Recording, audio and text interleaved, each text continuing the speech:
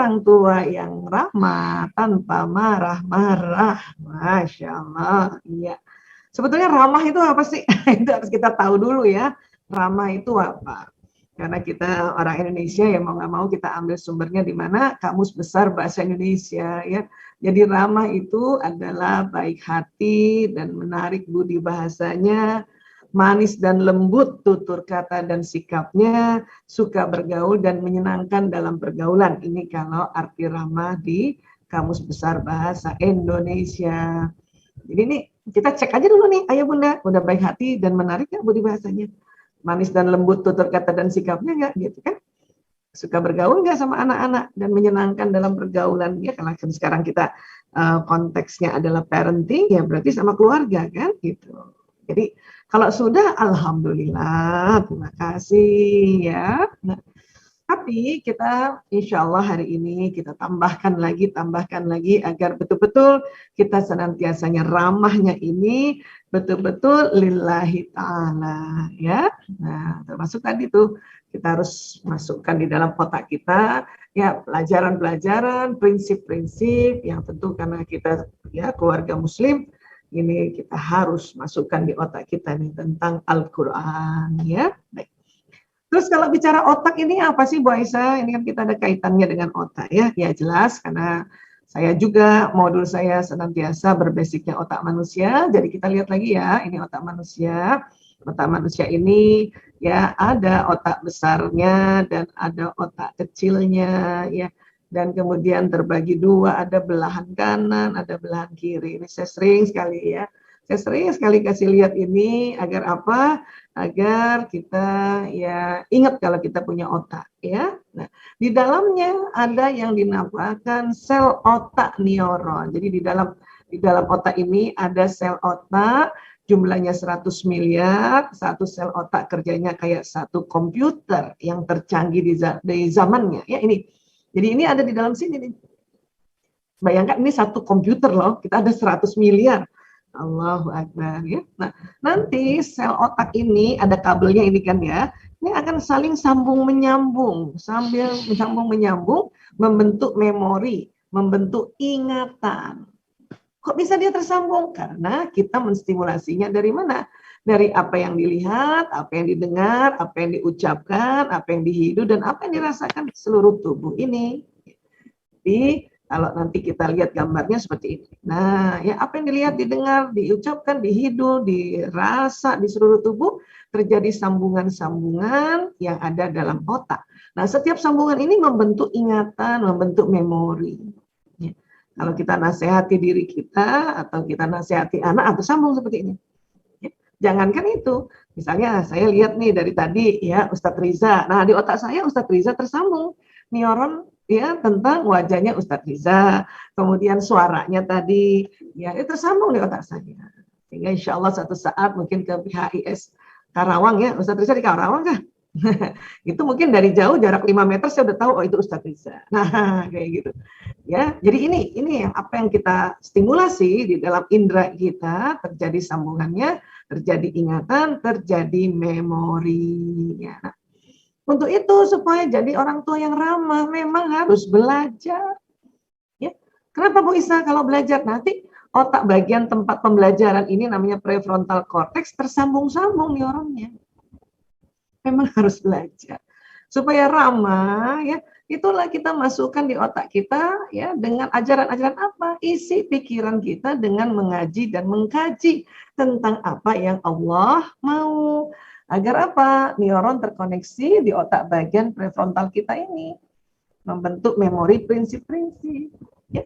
Jadi ibunda kita, Bu Tati Haryati, ya, telah membacakan Quran Surat An-Nisa ayat 9. Itu harus masuk di otak kita. Ya, selain kita mengaji, dikaji. Ya, itulah makanya beliau tadi kupas nih, lewat tafsirnya. Itu memang harus masuk. Bahkan diulang-ulang. Agar apa? Agar sambungannya jadi tebal. Nah, ini sambungannya tebal, Masya Allah. Ya, nih masuk. Senantiasa prinsip-prinsip ini nanti yang menjadi prinsip ini menjadi tuntunan kita. Ya. Dan alhamdulillah banyak sekali Allah ajarkan tips-tips parenting di Al-Quran. Selain Al-Quran, tentu kita melihat contoh teladan ya, contoh teladan utama memang kita harus baca itu sirah Rasulullah SAW. Bagaimana Rasulullah ya mendampingi anandanya, bagaimana juga Rasulullah mendampingi istri-istrinya, bagaimana itu harus masuk. Karena nanti akan terbentuk nih kabel-kabel di otak kita. Dan memang harus diulang-ulang kalau mau mahir, ya. Jadi harus ulang-ulang gitu. Demikian juga ananda kita. Ya, ayah bunda bersama bapak ibu guru di Buah Hati Islamic School Karawang ini, khususnya kan TK ya, karena TK yang menyelenggarakan ini, itu dalam rangka untuk mengisi otaknya anak dengan prinsip-prinsip kehidupan. Itulah kita ajarkan. Karena otak manusia itu banyak 100 miliar, maka nggak perlu satu hari doang diajarkannya, hari demi hari, minggu demi minggu, karena banyak banget. Lain binatang otaknya volumenya nggak jauh lebih sedikit. Maka seperti anak bebek gitu ya, anak bebek itu dalam waktu berapa hari aja ditendang ibunya masuk kolam, ya udah bisa berenang dengan perangkat-perangkat yang Allah ciptakan di bebek itu gitu. Ya, dan ya cuman berapa hari aja itu bebek ditendang berenang udah bisa cari makan sendiri. Ya, manusia nggak begitu. Manusia perlu waktu untuk kita tuntun dia di sini. Belum lagi kita mengenal isi otak ini semua ya. Waktu di BHIS yang Jakarta itu waktu yang lalu ya, itu kan kita cerita tentang watak. Nah, watak ada di sini, bakat tuh ada di sini. Bakat aja belum sempat, watak aja sangat sangat lama itu dibahasnya ya. Nah, sekarang ini yang diisi ya. Nah, kemudian ternyata bukan hanya ada sambungan neuron ini di otak manusia, ya, ini saya juga sering ulang-ulang. Ya, ternyata di jantung juga ini, penelitian tahun 91 oleh Dr. J. Andre Armour, dikatakan ada neuron di jantung, di serambi jantung. Jumlahnya 40.000. Nah, kayak tadi kalau di otak 100 miliar, ini 40.000. Dan ini akan terjadi sambungan juga. Bila apa? Bila kita ya mempelajari sesuatu. Jadi terjadi sambungan. Ya. Untuk itulah sebetulnya ya, para ulama dan para ilmuwan mengatakan kalau kita bilang kolbu itu sebetulnya organnya adalah jantung, ya, jantung. Karena ada neuron yang di kolbu ini terkoneksi membuat memori. Ya. Dan jauh sebelumnya ulama kita, salah satunya Imam Al-Ghazali di sekitar tahun 1110 ini, ya 1110 Masehi coba ya. Beliau sudah mengatakan bahwa di jantung itu ada titik kolbu, ada suara Tuhan. Ya. Tahun 91 aja dunia kedokteran baru mendapatkan neuron. Al-Ghazali sudah bilang, itu jantung itu selain memompa darah, ada itu di bagian kanannya itu ya titik kolbu itu. Ada kekuatan di situ. Imam Al-Ghazali mengatakan gitu. Ya, sekarang kan sudah ditemukan alat untuk melihat sesuatu yang lebih kecil ya. Bahkan di tahun 1998 ya, di Institute of Heart Math ya, itu kerjasama Inggris dengan Arab Saudi khusus untuk membahas kolbu, itu mengatakan bahwa ada suara Tuhan di situ, ada ajaran-ajaran Tuhan di situ, di kolbu ini. Ya, Imam Al-Ghazali sudah duluan mengatakan ya ada titik kolbu. Nah, jadi disinyalir ini ya di dalam kolbu kita sudah ada sambungan tipis, ada patron tentang apa yang Allah mau. Untuk mengetahui apa yang Allah mau, tentu kita baca Al-Qur'an. Ya, ada juga ulama yang ada di sini ini Institute of Harvard ya, yang memang ilmuwan bersama ilmuwan muslim juga ya. Mereka dengan saklek mengatakan sudah ada Al-Qur'an di jantung itu. Memang masih tipis sambungannya. Untuk itu harus ditebalkan. Dengan apa? Mengaji dan mengkaji, mengaji dan mengkaji. Kalau dia tebal, ya jantung ini bisa memberitahu pada otak dan jantung ini memberitahu pada seluruh tubuh. Ya, itulah ya, Rasulullah SAW mengatakan ya ada mudghah yang namanya kolbu ya di dalam tubuh kita. Kalau mudghah itu baik, maka baik pula seluruh tubuh. Karena rupanya ada poros khusus antara jantung ke otak.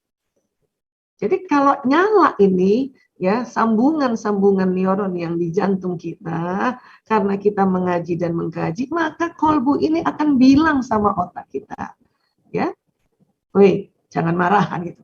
Termasuk kita misalnya kita ya mengaji dan mengkaji ya, termasuk dalam hal ini hadis-hadis Rasulullah, ya. La taqdab walakal jannah, itu harus tebal, itu harus diulang-ulang terus itu supaya pas otak mau marah ya jantung bilang walakal jannah walakal jannah walakal jannah la taqdab walakal jannah itu ya. Loh kenapa Bu Aisyah? Nanti kita lihat di otak memangnya ada apa sih kan gitu. Ya, artinya pada saat kita mengaji dan mengkaji itu akan tersambung sambungan yang ada di otak tentang apa yang Allah mau terhadap kehidupan kita, dan juga di jantung yang sudah ada sambungannya semakin tebal sambungan.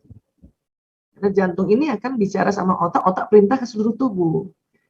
Memangnya kalbu bisa buruk ya? Karena Nabi bilang begitu, apabila mudghah ini buruk maka buruk pula. Bisa. Kalau apa? Kalau kita nggak mengaji dan mengkaji, kita belajar hal yang lain. Kita nggak ngaji mengkaji, belajarnya cuman ya kapitalis, liberal, sekuler. Hati-hati, ini sambungannya jadi sekuler. Itulah saya sangat mendukung sekali, bahkan menyuruh sebetulnya saya sejak kecil anak-anak kita yang keluarga muslim ini masukkan sekolah Islam, agar sambungan pertama itu memang yang ada di dalam jantung patron, ya, apa yang Allah mau jadi kuat. Kalau kita tidak masukkan di sekolah yang dari kecil memperkuat apa yang Allah mau, ya, nanti merugi. Masuk sekolah yang mempelajari hal-hal yang lain, ya, bukan apa yang Allah mau, mempelajari hal-hal prinsip-prinsip yang berbeda, hati-hati sambungannya berbeda. Ini akan jadi berat ini, kolbunya berat, ya, dan dia menganalisanya juga berat. Ya, jadi alhamdulillah ayah bunda sudah memilih sekolah Islam untuk Ananda. Salah satunya adalah di BHIS Karawang ini, ya, Masya Allah. Dan saya senang sekali sahabat saya Mbak Umay yang memimpin di sana, ya Mbak Umay, ya, Masya Allah.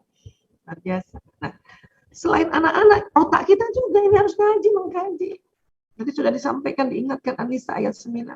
Saya juga sampaikan bahwa banyak sekali ayat-ayat yang Allah berikan tips-tips parenting. Di antaranya ini yang paling juga saya masukkan selalu di otak saya. Terutama sekarang dalam rangka mau ramah tadi, mau ramah apa? Ini surat Ali Imran 159. Ya, bismillahirrahmanirrahim. Fabima rahmatin minallah lintalahum. Maka karena rahmat dari Allah engkau bersikap lemah lembut terhadap mereka. Karena tadi ramah, salah satunya cirinya adalah ya tutur kata lembut, sikap lembut. Jadi Allah sudah ajarkan duluan ini sebetulnya. Ya. Walaupun tafazzan galizal qalbi lan fadduh min haulika. Sekiranya engkau berlaku keras dan berhati kasar, tentulah mereka menjauhkan dari sekitarmu. Ini yang bahaya nih ayah bunda, kalau anak-anak jauh dari kita. Minimal dia kunci kamar tuh, hati-hati. Yang bahaya lagi kalau nanti sudah makin remaja, dia pergi apa? Terjadi penyimpangan-penyimpangan di luar rumah.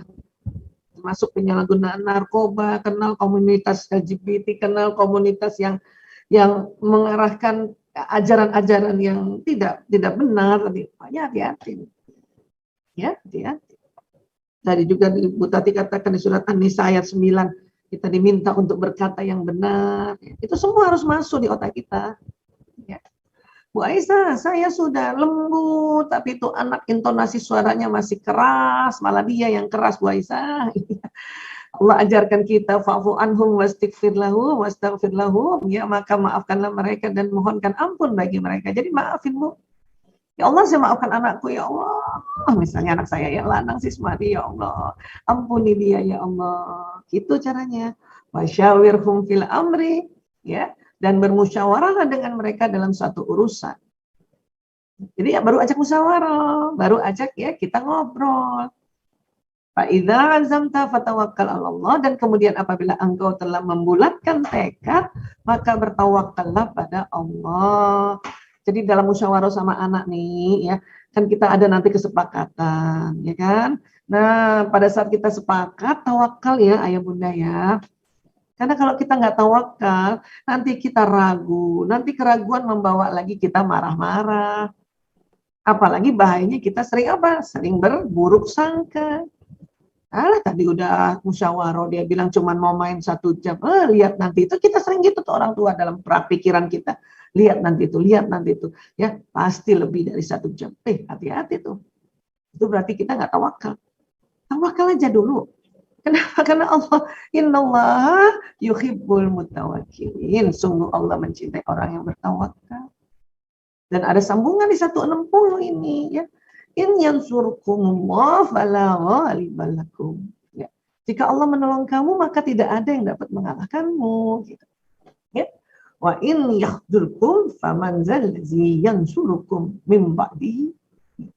Tetapi jika Allah membiarkan kamu tidak memberi pertolongan, ya, maka siapa yang dapat menolongmu setelah itu? Untuk itu kita diminta wa'alallahi falyatawakkalul mu'minun. Karena itu hendaklah kepada Allah saja orang-orang mukmin bertawakal. Memang perintahnya mukmin ya. Dan kalau kita ingin menjadi orang tua ya, masuk golongan mukminin wal mukminat, itu mintanya tawakal Allah. Jadi ini harus kita masukkan terus, memang kita harus ngaji, mengkaji terus ya. Nanti kita lihat contoh teladannya dari ya apa yang Rasulullah lakukan. Kemudian kalau kita mau lagi lebih mendalaminya, kita buka lagi tafsirnya. Mau lagi lebih memahami dengan konteks keterkinian, kita lihatlah buku-buku atau kajian-kajian dari para ya ustadz-ustazah kita, para alim ulama kita lihat lagi. Termasuk ya penemuan-penemuan ilmuwan apa sih sebetulnya? Karena ilmuwan itu menemukan hal-hal yang Allah ciptakan. Ya. Oke, jadi kita minta pertolongannya sama Allah ya. Kemudian ya, ajarkan ilmu sesuai dengan kondisi pengetahuan anak dan apa yang mereka sukai. Ini juga harus masuk di otak kita nih. Karena apa? Karena ya ini sabda dari Rasulullah SAW. Katakanlah kepada manusia sesuai dengan apa yang mereka ketahui dan sukai. Ya, serta tinggalkanlah apa yang tidak mereka ketahui dan tidak mereka sukai. Ini juga dalam rangka menjadi orang tua yang ramah dan nggak marah-marah. Karena kalau kita ya menyampaikan tentang yang kita mau saja tanpa mempertimbangkan apa yang mereka ketahui dan sukai, nanti marah-marah. Dan kalau kita marah-marah, Nabi sudah ya ingatkan kita, apakah kamu ingin Allah dan Rasulnya didustakan? Jadi Rasulullah sudah wanti-wanti, hati-hati sama kita untuk ya kita seperti ini agar ramah tadi. Dan nggak marah-marah. Kalau marah-marah, wah nanti anak-anak bilang, ya susah belajar Islam, susah, na'udzubillah min dzalik. Ya, jadi itu yang kita perlu masukkan terus menjadi orang tua. Ya, bikin satu habit kebiasaan setiap hari buka Quran. Ya, mungkin setiap hari ya membaca satu teknik-teknik parenting yang Islami. Insya Allah kita akan menjadi orang tua yang senantiasa berikhtiar untuk ramah.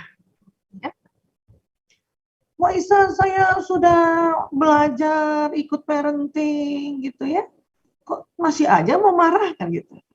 Ya, masih aja saya mau marah, gimana nih? Memang ilmu itu ada di dalam otak bagian depan sini, itu pikiran atau akal tadi. Ya. Kemudian kita tahu juga kolbu kita ini ya ada yang terjadi yaitu sambungan-sambungan neuron di dalam kolbu ini. Ya. Bahkan kalau kita bilang perasaan itu nanti kerjanya di kolbu ini. Kalau pikiran kerjanya di dalam otak ini.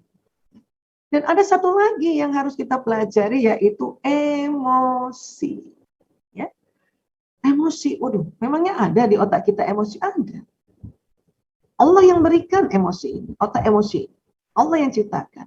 Untuk apa? Untuk Allah mau lihat kita berikhtiar nggak mengendalikannya atau mengelolanya.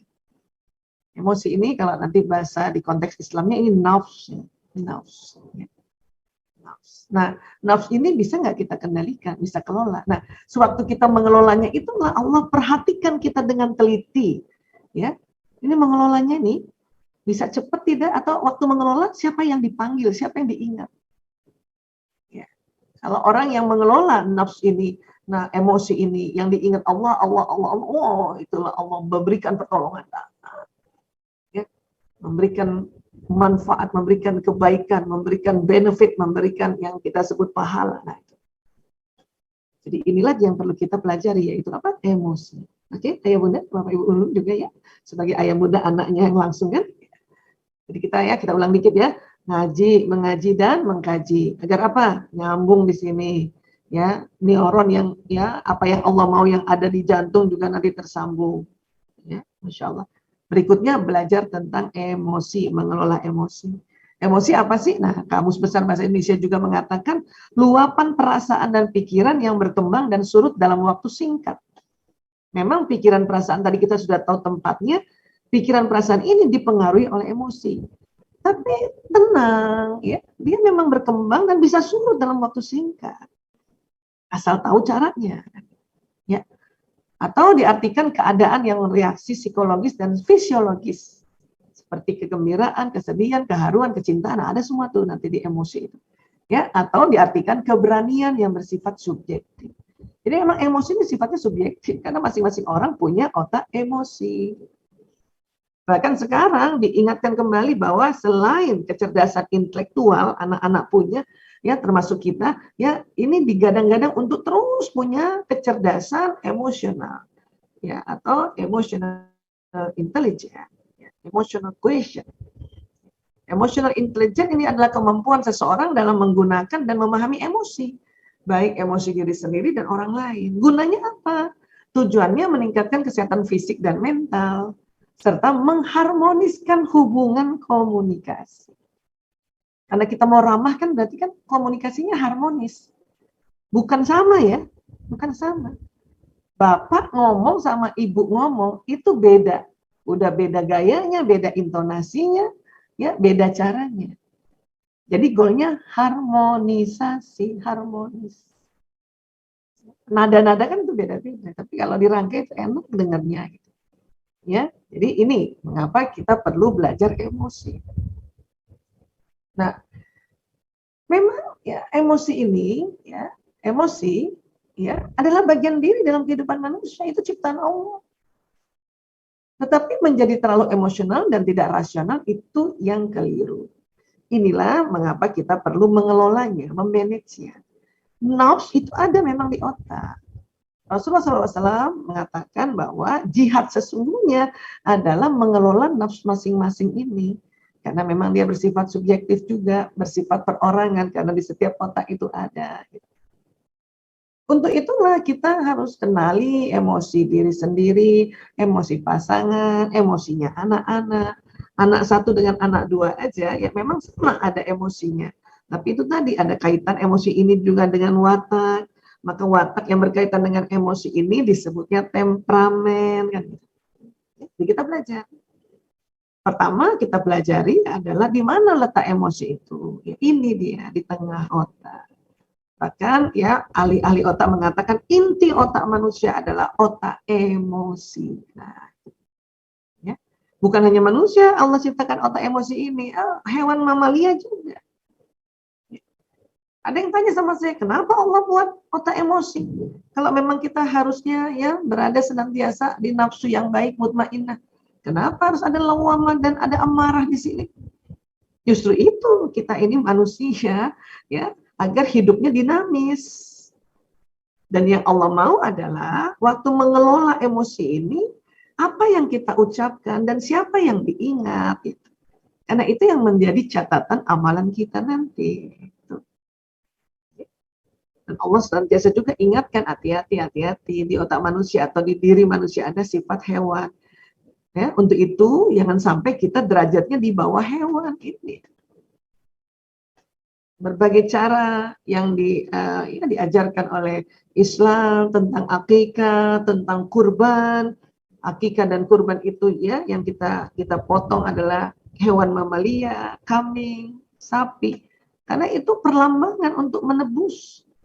Dan ternyata bukan hanya lambang, bayangkan kambing ya kalau yang punya anak laki melahirkan aja udah pakai biaya ya. Kemudian anak laki 2 kambing, ngumpulin uang beli kambing, habis itu disembeli ya. Kemudian dimasak dibagi untuk orang lain. Itu kalau kita melakukannya ya dengan menyebut nama Allah itu nanti membuat otak emosi ini mudah dikelola pada anak-anak. Begitu juga Idul Kurban. Bayangkan kita tiap tahun lagi ya kita kurbankan. Ya. Memang sebuah perlambangan, tetapi waktu kita melaksanakannya, kita beli, potong, kasih orang, itu membuat ya limbik sistem ini ya bisa senantiasa berada di mutmainnah seperti itu. Anak-anak ada emosinya Bu Aisyah? Ada dong. Dia dari kecil bahkan dari janin ini emosi. Emosi dasar pada anak ini 4 besar: senang, sedih, takut, marah. Dengan berbagai pecahan-pecahan jenisnya. Ini yang sama dengan binatang. Sedih, takut, marah, senang. Nanti Kalau sudah mereka balik, ya sampai dewasa seperti kita saat ini, ayah bunda, bapak ibu guru, ya, jenis emosi itu akan terbagi-bagi lagi. Kok kayak tangga Bu Aisyah? Iya, karena ternyata setiap jenis waktu diukur oleh EEG, elektroencephalogram, ada frekuensinya. Makanya ini satuannya hertz, ya, ada frekuensinya. Semakin turun, ya, ini diistilahkan energi negatif. Semakin naik, ini energi positif. Bunda dampingin anak belajar ya. Memang sudah mulai PTM, tapi karena naik lagi kasus COVID, PJJ lagi. Waktu Bunda nemenin anak-anak kesel marah, PJJ lagi. Nah, berarti kalau Anda nemenin anak belajar ya, Bunda nemenin anak belajar 1 jam dengan kondisi yang marah, itu berarti nemenin belajarnya di luar zona ikhlas. Tapi kesel Bu Aisyah. Ya memang berarti kan emosinya lagi turun. Cepet-cepet naikin.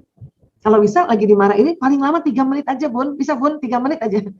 Ya, cepat-cepat naik dengan istighfar, astagfirullah ya Allah, astagfirullah. Buang nafas lagi. Ya Allah, ya Allah, ya Allah. Karena nanti ya biasanya ilmu pada saat kita di bawah ini nggak ingat. Nggak ingat tuh bahwa kita memang harus lembut ya. Kalau kamu tidak marah itu jannah, nggak ingat. Maka yang harus diingat hanya Allah, Allah, Allah, Allah. Sehingga naik nanti, Allah tolong naik sampai ke courage, semangat. Baru teringat, oh iya ya, la taqdab walakal jannah. Oh iya ya, kita harus ramah. Salah satunya ramah itu tadi berkata benar, kemudian juga lembut. Oh iya ya, oh iya. Maka sebut Allah dulu, Allah, Allah, Allah, Allah, Allah. Sehingga 3 menit dalam proses naik ke atas, Bunda sudah semangat nemenin anak, bahkan sempat buatkan makanan, duduk di sampingnya dengan senyum, ya, bahkan malah bersyukur, ya Allah, alhamdulillah saya masih bisa ya dampingi anak belajar. Kenapa? Karena rupanya ya Allah, saya baru tahu kalau kita memberikan ilmu pada Ananda dan Ananda itu pakai seumur hidupnya, pahalanya mengalir terus padaku ya Allah. Memang dibantu oleh Bapak Ibu guru. Tapi kalau ada bunda yang merasa ini kan tugas Bapak Ibu guru, halo, emang kita nggak mau dapat amal jariah yang sampai di alam barzah. Ya, itulah kita bersyukur, jadinya kita tambah menerima. Aduh, malah kalau saya malah senang anak saya PJJ, alhamdulillah saya bisa ngobrol banyak sama nasihat-nasihat saya dia dengar. Apabila nasihat yang saya sampaikan dia pakai seumur hidup, maka insya Allah amalannya sampai terus sama saya. Dikala saya nanti sendirian di alam barzah, akhirnya kita tenang, damai, dan akhirnya kita pencerahan, enlightenment, ya Allah. Memang pandemi ini rumit, PJJ, PTM, tapi ternyata banyak sekali hikmahnya. Itu baru bisa sampai begitu tuh di sini. Itu namanya pencerahan. Ya. Jadi kita naik turun, memang ini naik turun. Jadi pas turun ingat aja Allah. Bahkan bisa turun sampai ketakut. Gimana nggak takut? Orang udah lagi tenang-tenang, dapat berita, ya naik. Kami keluarga kesehatan ini ya Allah, saya suami dan anak-anak yang dokter itu takut loh. Nah pada saat takut ini Allah ajarkan sebut lagi aku, ingat aku ya. Maka kita beristirja, innalillahi wa inna ilaihi raji'un, innalillahi. Tapi itu nggak bisa otomatis kalau kita nggak membiasakan. Innalillahi wa inna ilaihi raji'un. Kalau orang-orang nggak biasa melafazkan lafaz Allah, berzikir, turun sedikit omongannya udah ya maaf ya, buset, gila nih, ya. Oh, pokoknya kalimat-kalimat setan itu yang membedakan. Maka itulah mengapa tadi mengkaji biar terbiasa nih lafaz ini gitu. Kalau semakin turun apa yang terjadi Bu Aisyah? Hati-hati, level bawah, apati, putus asa. Kalau Bunda pernah, saya nggak ada gunanya jadi ibu, hati-hati ya, udah masuk apati berarti. Ya, percuma saya jadi ayah, hati-hati. Percuma jadi guru, saya nggak ngajar di sekolah, hanya lewat online, hati-hati. Berarti sedang apati. Berarti udah level bawah. Ya, segera istighfar lagi, astagfirullah ya Allah, astagfirullahaladzim ya Allah, la haula wala quwata illa billahil aliyil azim. Ya, naikkan. Karena kalau apati kelamaan, hati-hati masuk lagi ke level yang paling bawah yang sudah tidak lazim dan sangat berbahaya. Apa itu? Ya, level yang disebut depresi. Bahaya nih kalau depresi udah mau mati mulu nih. menyakiti diri sendiri, ketok-ketok, antem-antemin kepala di tembok, itu berarti depresi. Ini udah harus minta bantuan juga dengan tenaga ahli, di mana tenaga ahli itu yang Allah sudah berikan kemampuan, kemahiran, kasih petunjuk untuk bisa bantu orang-orang yang depresi. Siapa? Ya dokter kesehatan jiwa.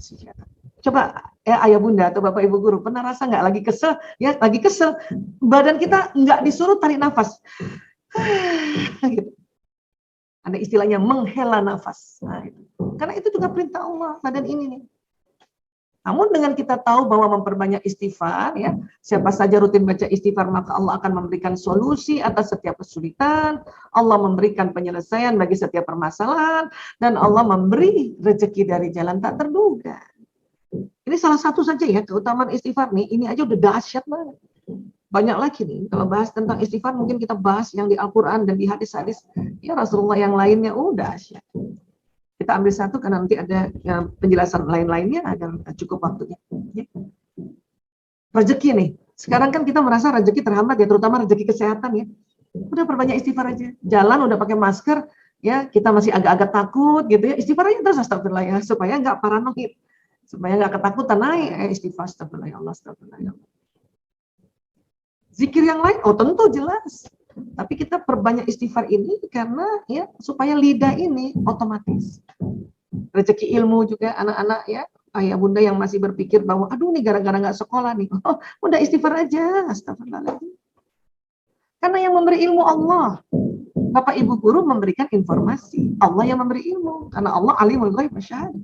Yang memberikan kecerdasan Allah karena Allah ar-Rasyid. Maka istighfar. Karena Allah nanti akan beri rezeki. Anak-anak diajarin oleh bapak ibu guru informasi lewat Zoom di sekolah. Tapi nanti Allah yang memberikan rezeki ilmunya. Dia taunya dari mana apa yang diajarin bapak ibu guru. Baru ngerti saat main. Baru ngerti saat dia bertengkar dengan adik kakaknya. Baru ngerti baru besoknya. Itu karena kita orang tuanya istighfar dan memohonkan kepada anak ini untuk diberikan ya tambahkan ilmu, tinggikan kecerdasan. Bahkan rezeki uang sekalipun, bunda buka uang cuma tinggal 1 lembar uangnya, pantang mikir pinjam sama siapa ya, minta sama situ, pantang banget, langsung istighfar dulu, astagfirullahaladzim, sering gitu Bun, buka dompet langsung istighfar. Iya, teruskan ya Bun, teruskan gitu. Ya, dan langsung doa, ya Allah, astagfirullahaladzim, ya Allah, astagfirullahaladzim, karena Engkau yang maha memberikan rezeki, ya Allah, ya, datangkan rezekiku, ya Allah, datangkan teman-temannya 1 lembar ini dalam dompetku, ya Allah, gitu. Enak hidup ini, ya, oke. Istighfar, mengeluarkan karbon dioksida, narik oksigen. Luar biasa, Masya Allah, ya. Kemudian kata Nabi, ya ini juga teknik yang Rasulullah ajarkan. Ya, apabila kalian marah dan dia dalam posisi berdiri, hendaklah dia duduk. Dengan itu marahnya akan reda. Jadi pun duduk Bun. Waktu duduk itu tarik nafas, istighfar. Bahkan Rasulullah sampaikan juga jika belum juga reda, hendak dia mengambil posisi tidur. Ya udah Bunda rebahan aja Bun. Nggak usah juga ya, misalnya Bunda kesal sama anak karena ya sesuatu gitu ya. Terus Bunda ingin nasihati tapi Bunda marah, duduk dulu. Sebelum nasihatin duduk dulu. Tarik nafas, istighfar, ingat level emosi, naikkan dulu level emosi. Supaya nanti waktu kita mengajar atau memberikan nasihat ya, itu kita berada di nafsu mutmainnah. Jadi anak tersentuh bukan tersinggung. Oke? Naikkan dulu. Itulah tadi di Ali Imran 159 dikatakan fa'fu anhum wastaghfir lahum, maka maafkanlah mereka dan mohonkan ampun bagi mereka. Bahkan itu juga maafkan ke kita, ya Allah, saya maafkan diriku, ya Allah, ampuni aku, ya Allah, astagfirullahaladzim, saya maafkan anakku, ya Allah, tadi saya ngomong baru 1 kalimat, dia sudah 100 kalimat, ya Allah, ampuni dia, ya Allah, gitu cara. Masih juga belum bisa ngomong lembut, rebahan aja dulu Bun. Ya, ini kata Nabi begitu. Saya sendiri yang tahun ini alhamdulillah 30 tahun menjadi orang tua, ini pakai cara begini. Nggak mikir ilmu parenting lainnya. Pokoknya Allah ajarkan, dicontohin Nabi, itu aja diikutin. Kalaupun hari ini tuh hanya dijelaskan sedikit-sedikit apa yang terjadi. Ini pun masih sangat-sangat sederhana. Karena yang terjadi itu lebih dahsyat lagi di tubuh kita kalau kita mengikuti tuntunan-tuntunan ini. Boleh nggak sih orang tua capek atau anak capek dan bosan? Boleh nggak sih? Sebetulnya boleh, boleh banget. Karena ada onderdil otak kita yang turun. Namun, ya, kita diminta untuk segera ikhtiar naikkan. Ikhtiar naikkan. Itu yang Allah nilai. Siapa yang nggak capek? Manusia ini masih hidup di dunia, karena kita berpikir, berperasaan, dan tadi emosi, energinya jadi turun, maka asam laktat itu menumpuk di sel-sel tubuh ini, makanya penat, capek, berat badan ini. Oh, anak juga begitu. Dan tambahan satu lagi, di otak kita ada namanya otak reptil, otak batang otak. Reptil itu kan cuma dua, fight or flight, serang atau lari. Itu. Ular kan reptil ya Bunda ya. Kalau kita ketemu ular itu kalau ketemunya jauh dengan manusia, dia langsung lari. Tapi kalau ketemunya deket, dia langsung matok Bun. Otak kita juga begitu, Allah kasih. Dalam rangka menjaga diri kita dari serangan-serangan berbahaya. Kalau Bunda maaf di atas bus tiba-tiba ada copet, Bunda nggak bisa lari, pasti Bunda mukul kan, atau menghardik, woi, kan gitu. Memang harus begitu.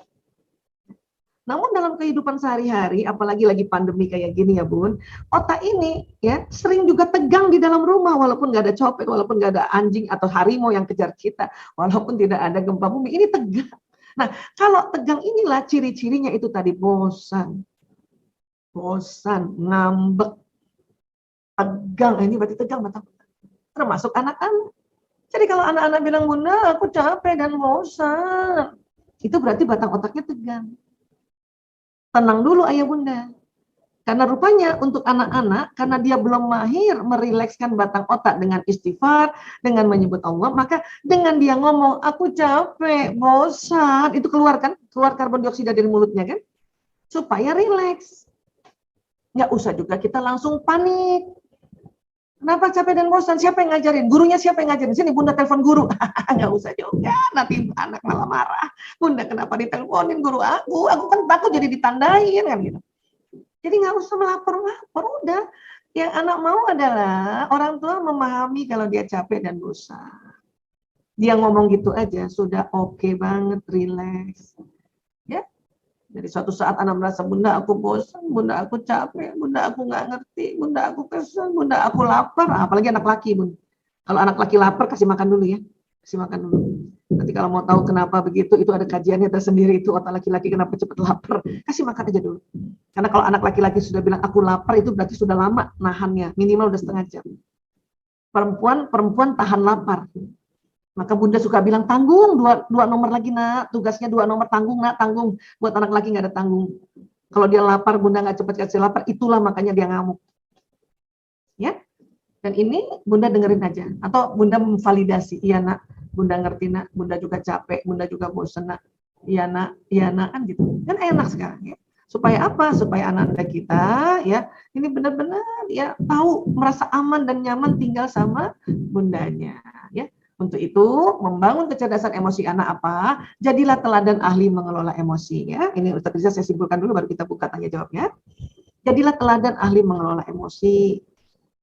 Karena anak juga harus tahu bahwa ibunya marah, ibunya sedih, tapi ibunya langsung duduk, tarik nafas, istighfar. Itu nanti anak belajar. Insya Allah kita duduk, tarik nafas, istighfar, udah naik levelnya. Kecuali hal-hal yang berat banget. Pasti itu karena susah, maka suruh rebahan. Minta waktu, Nana, Bunda tidur dulu, istirahat dulu ya. Atau kalau saya langsung rebahan di lantai. Anak saya udah hafal tuh, kalau saya rebahan di lantai berarti ibu marah banget. Ya, ibu marah banget. Tapi saya nggak mau diomongin, nggak mau saya keluarkan, saya damprat anak-anak. Kan kita mau jadi yang ramah, yang lembut tadi. Begitu juga kalau marah sama suami itu kadang-kadang paling sering itu. Rebahan itu karena marah sama suami. Suami saya juga paham. Jadi dia tenang, dia tungguin saya. Kemudian kenalkan ragam jenis emosi. Jadi kalau pas anak marah, kita bilang lagi marah ya nak. Sedang kesal ya nak. Ya, sedang sedih ya nak. Itu biar mereka suatu saat, ya mereka nggak usah perlu teriak-teriak. Dia bilang, Bunda, aku kesal Bun. Aku marah banget Bun. Karena dia sudah ngerti, ini nama emosi ini, maka harus dikemukakan. Ya. Kemudian ajari anak menerima emosi sebagai hal yang wajar. Itu ada di otakmu ya nak.